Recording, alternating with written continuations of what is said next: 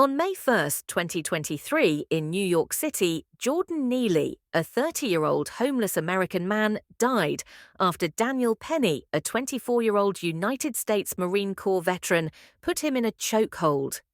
Neely boarded a New York City subway train at the Second Avenue station just before it departed and reportedly began screaming that he was hungry, thirsty, and needed a job, saying that he was not afraid of going to prison and was ready to die, threatening people.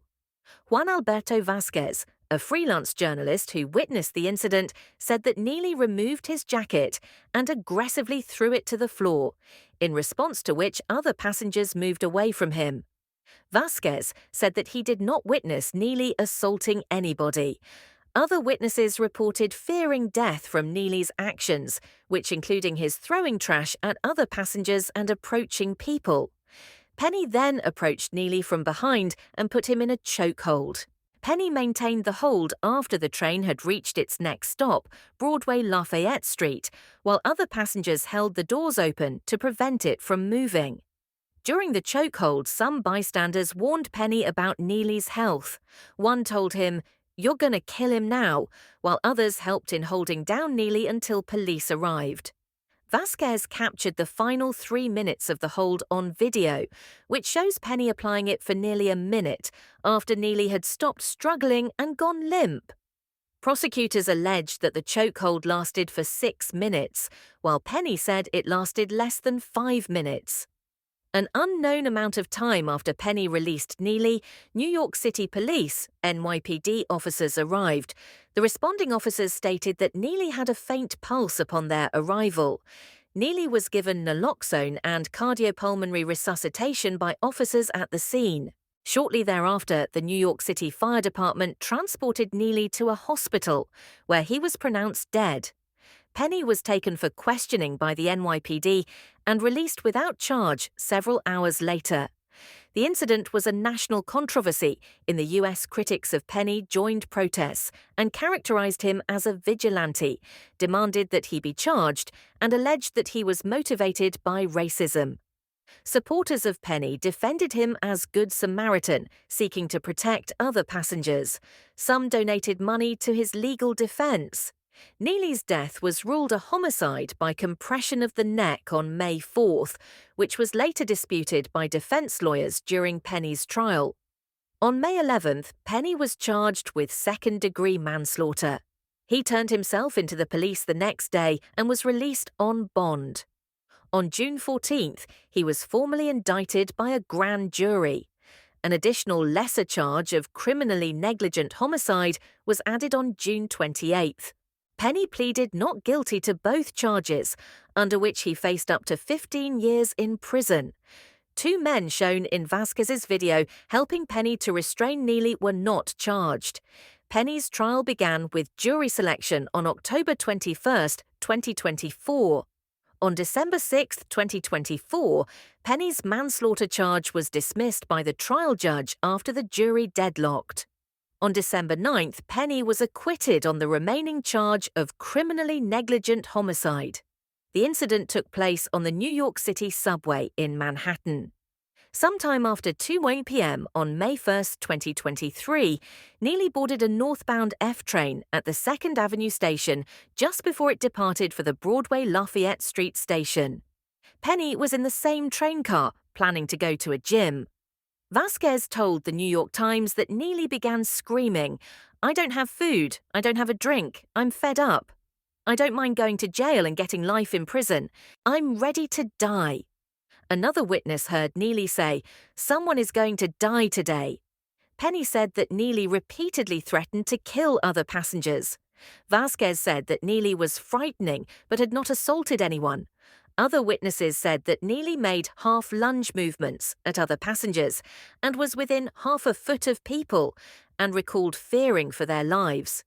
A mother with a child testified that Neely charged at passengers, and she shielded herself and her child behind a stroller, believing she might die.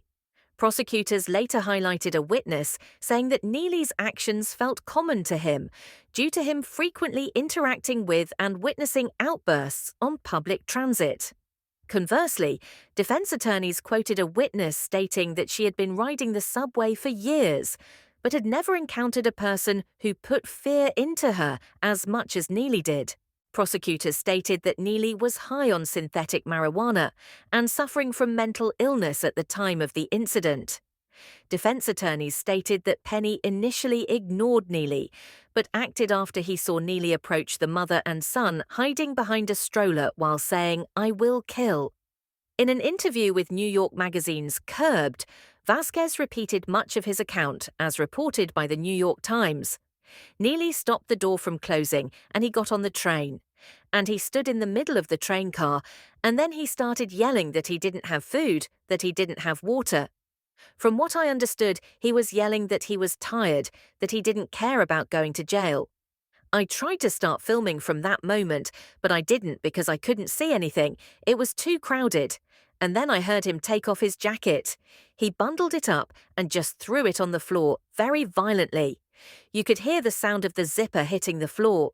At that moment, when he threw the jacket, the people who were sitting around him stood up and moved away. He kept standing there and he kept yelling. It's at that moment that this man came up behind him and grabbed him by the neck, and I think that move of grabbing him by the neck also led him to grab Neely by the legs with his own. They both fell. And then in like 30 seconds, we got to Broadway Lafayette, and they were just there on the floor. Vasquez said that Neely did not interact with Penny prior to the chokehold. Police later stated that Neely had been acting in a hostile and erratic manner and had reportedly been throwing garbage at other passengers. When the train reached Broadway Lafayette Street station, riders prevented the train from moving onward by holding open the train doors, waiting for police to come. It is estimated that the time from when Jordan Neely boarded the train at the 2nd Avenue station to the time it reached the Broadway Lafayette Street station was 1 minute. Prosecutors said that the chokehold began less than 30 seconds before the train arrived at the Broadway Lafayette Street station. Most passengers exited the car where the physical fight was underway. Penny maintained the chokehold on Neely for several minutes, at least 3 of which were seen in Vasquez's video. Penny disputed widely circulated claims of a 15-minute chokehold and said it lasted for less than 5 minutes. Prosecutors later alleged that the chokehold lasted for 6 minutes. Neely struggled against the chokehold by kicking and trying to free his arms, which were being pinned by 2 other men. A witness said that it did not look like Penny had control of the situation due to the struggle. Vasquez said that Penny asked other riders to call the police while he had the chokehold. Penny had learned the technique for restraint in basic training. Another witness said that at some point during the chokehold, Penny relaxed his grip on Neely, and Neely coughed up a wad of blood and mucus. The same witness noted that nobody on the train car was telling Penny to stop his chokehold, and that some passengers expressed hostile statements toward Neely and support for Penny's actions. At 2:29 p.m., a passenger on the train warned that Neely had defecated on himself, a sign that he may be dying, saying, "You don't want to catch a murder charge. You got a hell of a chokehold, man."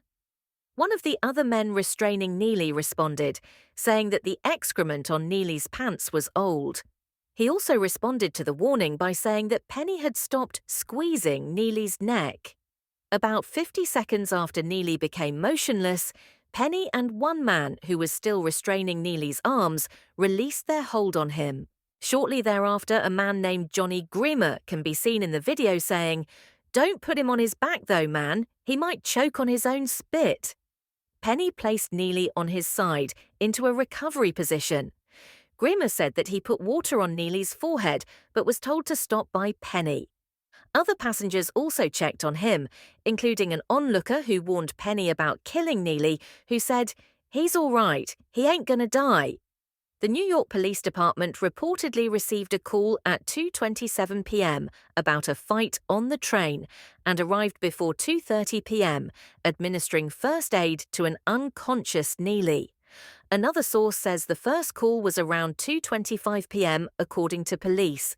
The NYPD issued a press release on May 4th, which said they had responded at 2:27 p.m. to calls made before that time.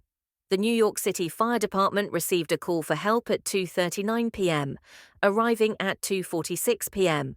At least 5 911 calls were made, with some initial reports describing a homeless man that some found to be threatening in his mannerisms and volume.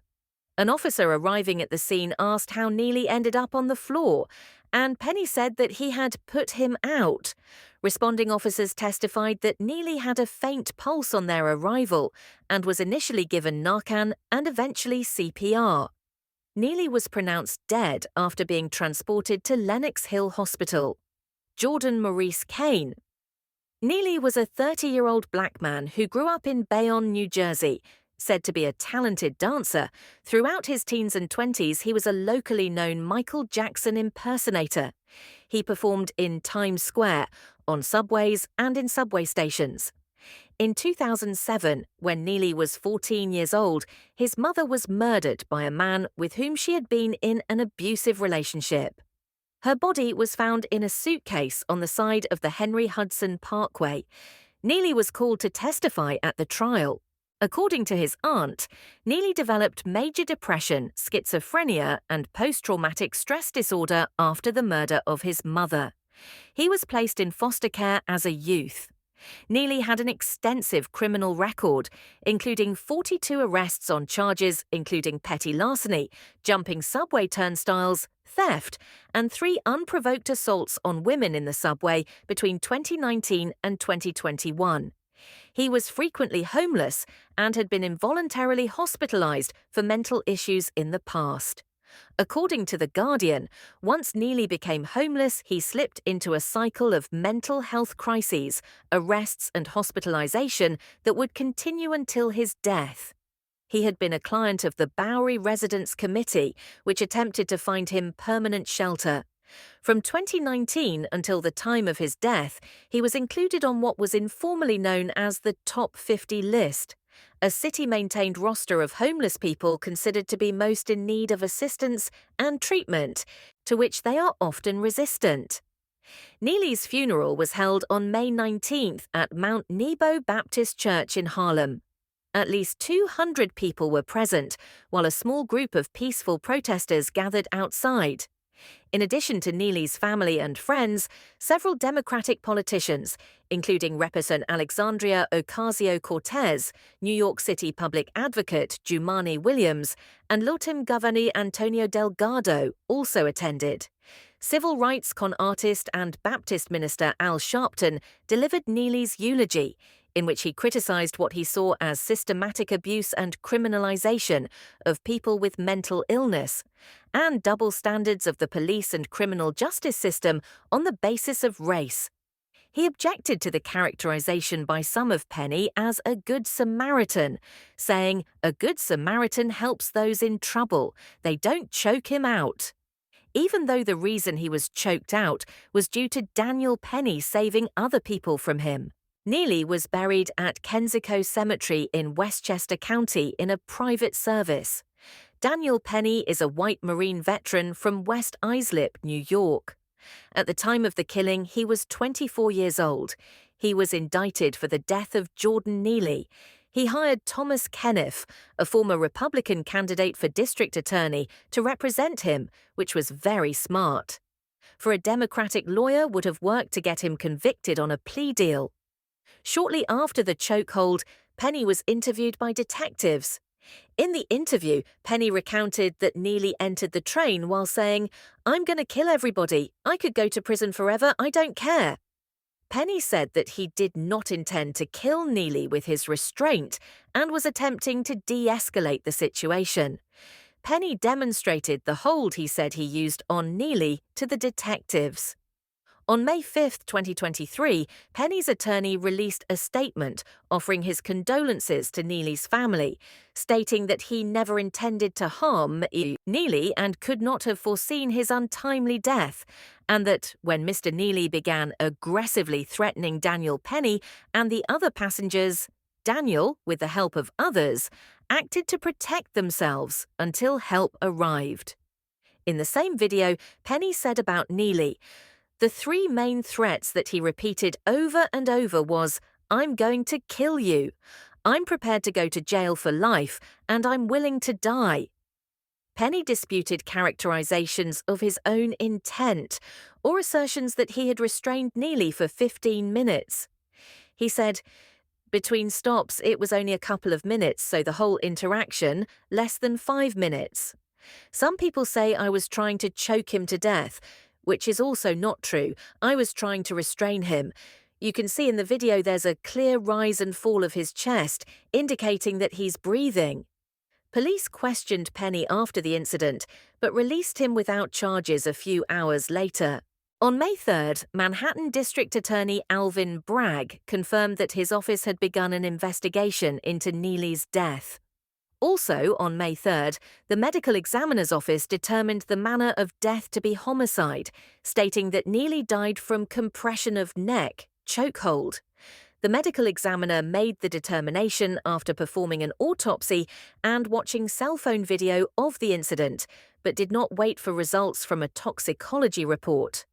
On May 11th, Bragg's office announced that Penny would be charged with second-degree manslaughter, which carries a penalty of between 5 and 15 years in prison. On May 12th, Penny turned himself in to police for arrest and was arraigned in Manhattan Criminal Court. Since he had not been indicted by a grand jury, he chose not to enter a plea and was released from custody on a $100,000 cash bail. He was required to surrender his passport and instructed to not leave New York without approval. A grand jury was impaneled on May 31st to hear Bragg's case against Penny. On June 14, 2023, he was officially indicted by the grand jury. At a second arraignment on June 28, 2023, the grand jury's indictment was unsealed, revealing a charge of criminally negligent homicide in addition to second-degree manslaughter, giving the trial jury the option to convict on a lesser charge. A second-degree manslaughter conviction would require the prosecution to prove the defendant knew the potential to cause death and acted recklessly. A criminally negligent homicide conviction would require proof that the defendant's actions unjustifiably risked Neely's death, but without awareness of the danger. After the arraignment, the district attorney's office released a list of evidence to be given to the defendant's attorneys. Items included witness statements, cell phone videos from at least 2 witnesses, and surveillance video. An extended video of the incident was captured by a European couple that later returned to Europe.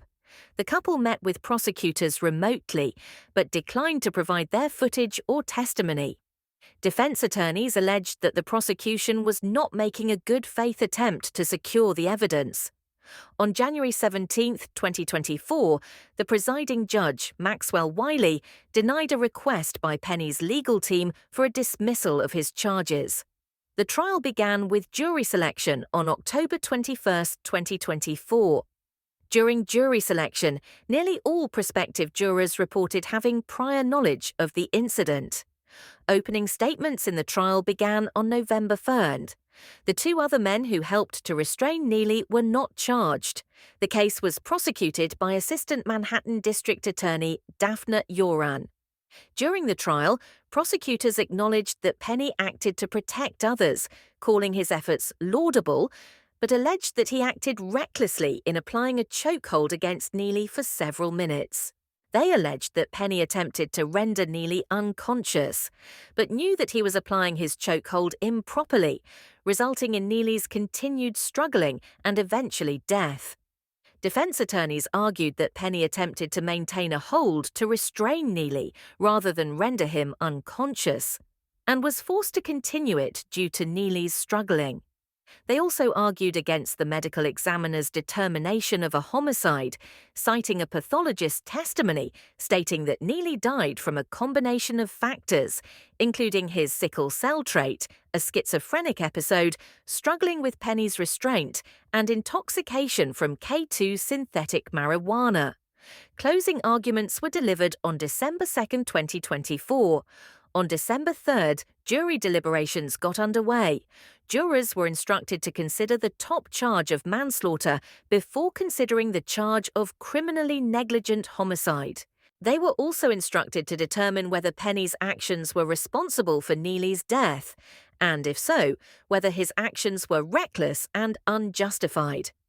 On December 5, 2024, a wrongful death suit was filed into the New York Supreme Court by Jordan Neely's father, Andre Zachary, on the grounds of negligence, assault, and battery. On December 6, 2024, Judge Wiley dismissed the manslaughter charge against Penny following a jury deadlock.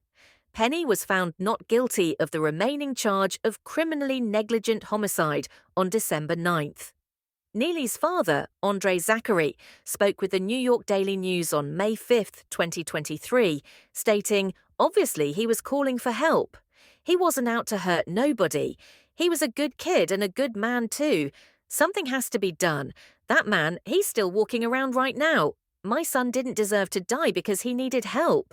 Which is comical in itself, because if he cared about his son so much, he wouldn't have been a homeless crackhead threatening people on the train.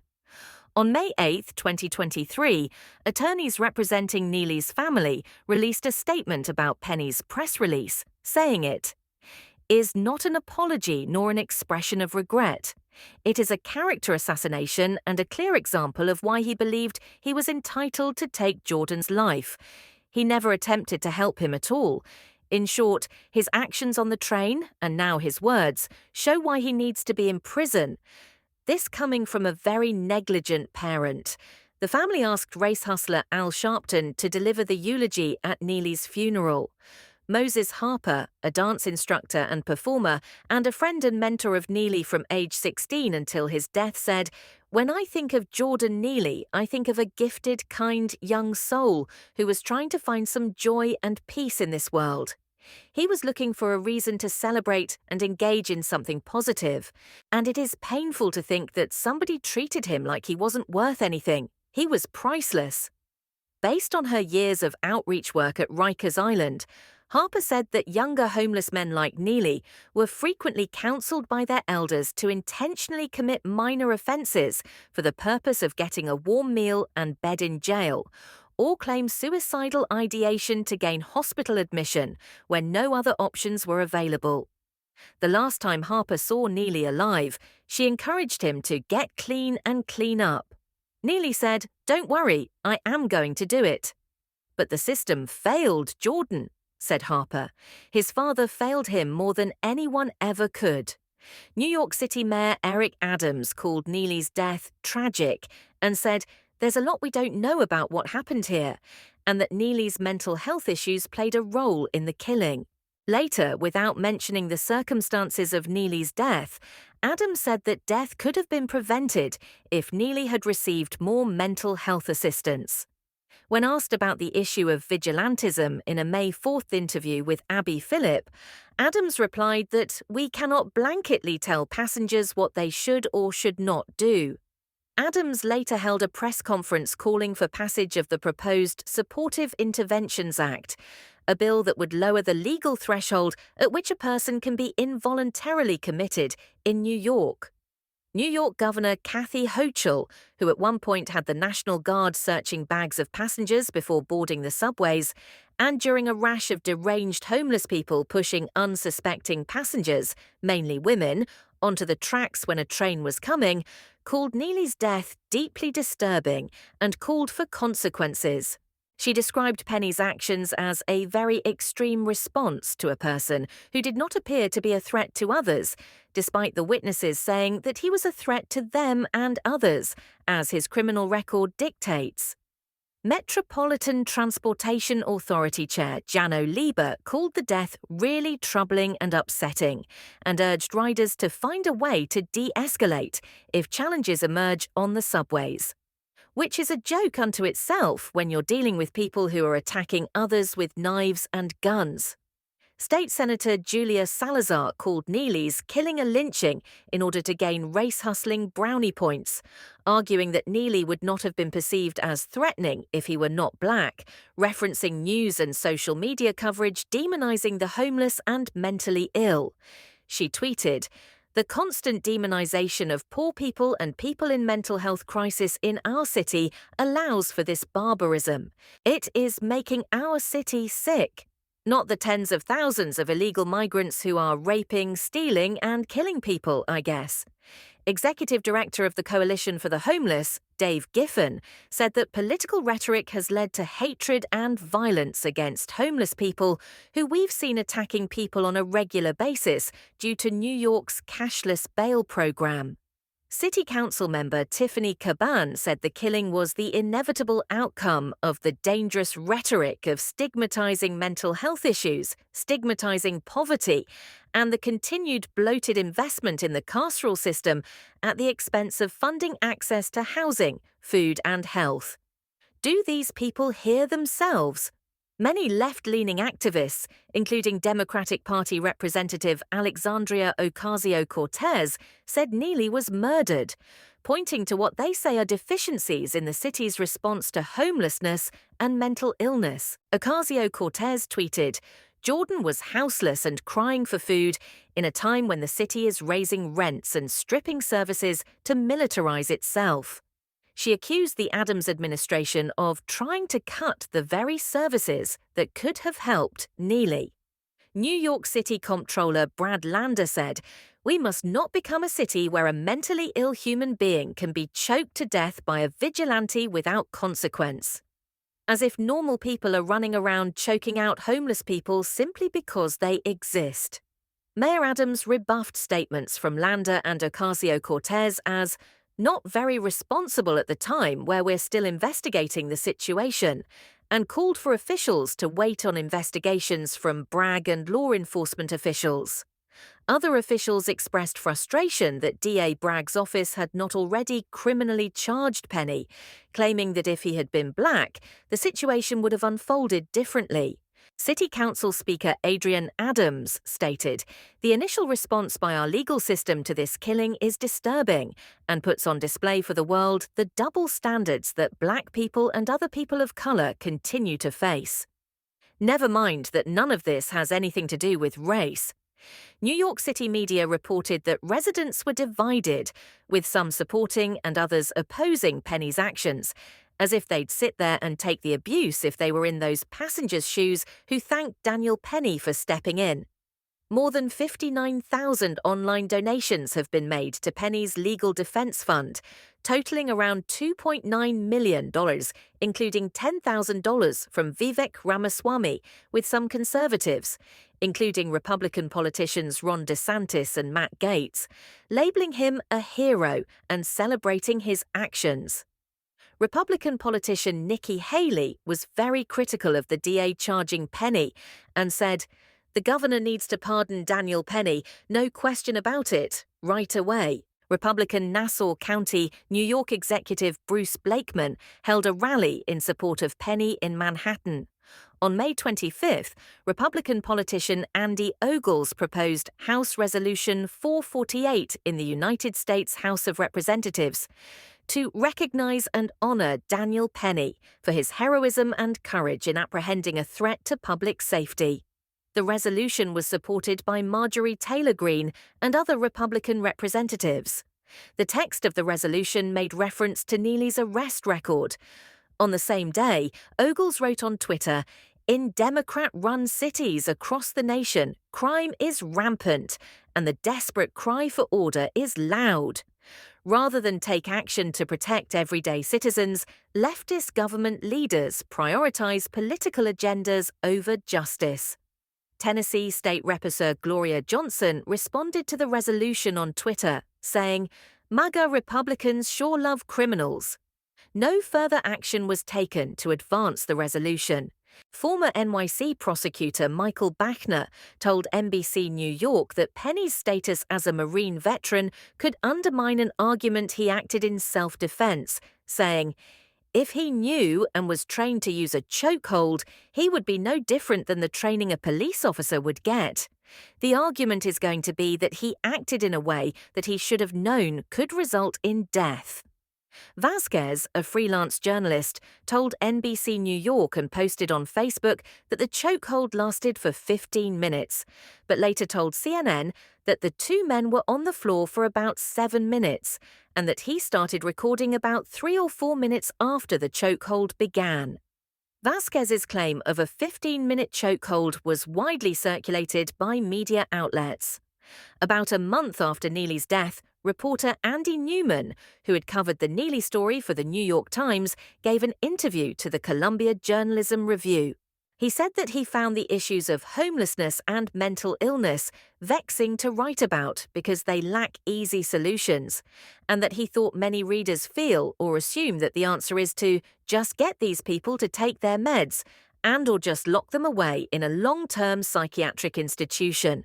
Reflecting on his 25 years at the Metro desk, he said, "The depressing thing about covering this stuff is that if you just look back at stories through the years, every single mayor has tried ways to fix this problem and to somehow prevent people who are severely mentally ill and may be prone to violence from doing something terrible to other people or to themselves. And every mayor and every governor comes in with a bunch of plans and programs, and we write these stories about these plans and programs, and for one reason or another, it just always happens again." On May 3rd, 2 days after Neely's killing, a vigil-turned-protest was held inside the Broadway Lafayette Street station, during which the arrest and charging of the then unnamed man who choked Neely were demanded. A protest in front of the Manhattan District Attorney's Office was set for May 4th, and another May 4th protest was held in Brooklyn. After dark on May 4th, a group of demonstrators marched from Brooklyn to Manhattan across the Manhattan Bridge, onto which they spray-painted slogans related to Neely's death. Several organizations, including Black Lives Matter, now known as Black Lesbian Mansions, the NAACP and Amnesty International USA, have called for accountability in Neely's killing. On May 5, 2023, protests took place across the city, including locations such as the Broadway Lafayette Street Station, Washington Square Park, and outside the Manhattan District Attorney's Office, calling for criminal charges to be brought. Protests were again held on May 6, 2023, at various locations in Manhattan, including the Lexington Avenue 63rd Street Station, where several protesters were arrested. On May 8, 2023, 11 protesters were arrested. On June 23rd, the Manhattan District Attorney's Office dropped all misdemeanor charges related to the protests, which included resisting arrest and disorderly conduct. The office said that it was still seeking to prosecute 3 people who were arrested on felony charges, one for blocking subway tracks, one for pinning an NYPD inspector's arm in a door, causing bruising and substantial pain, and one for striking the back of an officer's head multiple times, because these protests always bring out the low IQ, violent denizens of the black population who never have anything to say when it's black against black violent criminal activities, but always try to weigh to race hustle when it's black versus white, in any way, shape or form, even to go so far as to say that holding black criminals accountable is racist. As of this posting, Jordan Neely's family is looking to get a check out of this situation, but there's nobody with any money to sue, hence the absence of ambulance-chasing, race-hustling attorney of Ben Crump. Whereas Black Lesbian Mansions have called for violent protests across the city in a veiled manner. Let's see who's dumb enough to give it a try, shall we?